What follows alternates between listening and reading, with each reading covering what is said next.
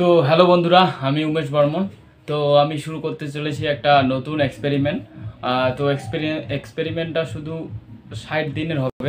তো এই এক্সপেরিমেন্টে আমি দুটো জিনিস করব, যে এক ন্যাচারাল ফ্রুট, যেটা প্রাকৃতিক মানে ফল, যেমন আপেল, কলা, আম, আঙ্গুর, তারপরে কমলা লেবু, এবং ন্যাচারাল যেগুলো ডায়েট যেমন সোয়াবিন, তারপরে বুট, বাদাম, এগুলো আর কি।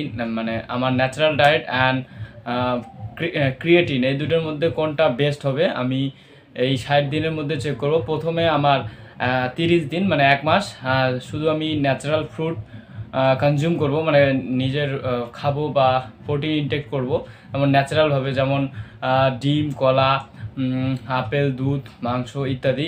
আর একদিকে পরের নেক্সট মান্থে আমি আমার বডি ইসের জন্য ক্রিয়েটিন নেওয়া শুরু করব। তো এই 2 মাসে যেটা আমার বডিতে বেস্ট ইফেক্ট করবে, বা আমার কম্পেয়ার করে natural food and protein compare করে যেটা বেস্ট হবে আমার জন্য, তো আমি সেটাই চুজ করব।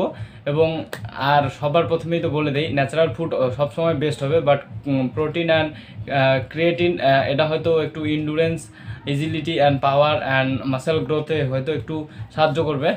তো এই এক্সপেরিমেন্টটা দেখুন, এবং কোনটা আমার বডিতে বেশি ইফেক্ট করে এবং কোনটা। আর এইখানে একটা বিষয়, যে ন্যাচারাল ফুডের ভালো দিক এবং খারাপ দিকগুলো, এবং তাছাড়াও সাপ্লিমেন্ট যেমন ক্রিয়েটিন, এর ভালো দিক এবং খারাপ দিক কী কী আছে এই বিষয়ে জানবো।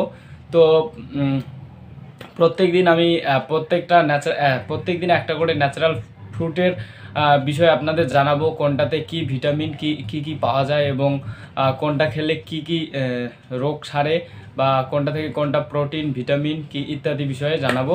তো দেখতে থাকুন, দেখা হচ্ছে নেক্সট ভিডিওয়ে। জয় হিন্দ, জয় ভারত।